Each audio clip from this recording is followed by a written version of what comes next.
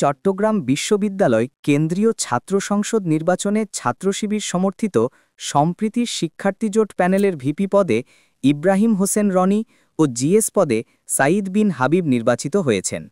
অন্যদিকে এজিএস নির্বাচিত হয়েছেন ছাত্রদলের প্যানেলের প্রার্থী আইয়ুবুর রহমান তৌফিক।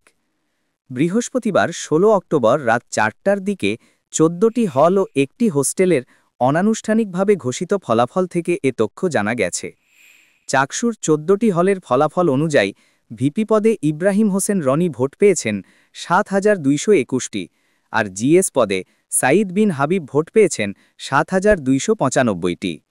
অন্যদিকে এজিএস পদে আইয়ুবুর রহমান তৌফিক ভোট পেয়েছেন ৬,৪৪১টি।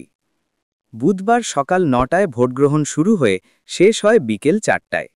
চাকসুর ২৬টি পদের জন্য প্রতিদ্বন্দ্বিতা করেছেন ৪১৫ জন প্রার্থী, আর হল ও হোস্টেল সংসদের ২৪টি পদের জন্য লড়েছেন ৪৯৩ জন। চাকসু নির্বাচনে শান্তিপূর্ণভাবে শেষ হলেও ফলাফল প্রকাশের আগে বেশ কিছু জায়গায় উত্তেজনা দেখা দিয়েছে। বুধবার রাত ১টার পর ২ হলের ভোট কারচুপির অভিযোগ তুলে উপাচার্য অধ্যাপক ড মোহাম্মদ কামাল উদ্দিনকে অবরুদ্ধ করে রাখে ছাত্রদলের নেতাকর্মীরা। পরে রাত ৩:৩০টার দিকে অধ্যাপক কামাল মুক্ত হন।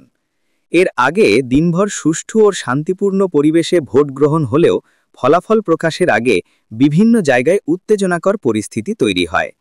এদিন বিশ্ববিদ্যালয়ের ১ নম্বর গেটের বাইরে ছাত্রদলের সমর্থনে বিএনপি ও ছাত্রশিবিরের সমর্থনে জামায়াতের নেতাকর্মীরা আশেপাশে অবস্থান নেন।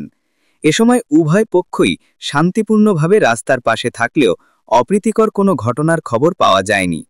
রাত ১টা পর্যন্ত তাদের অবস্থান করতে দেখা গেছে। এমন পরিস্থিতিতে রাতেই ক্যাম্পাসে বিজিবি মোতায়েন করা হয়।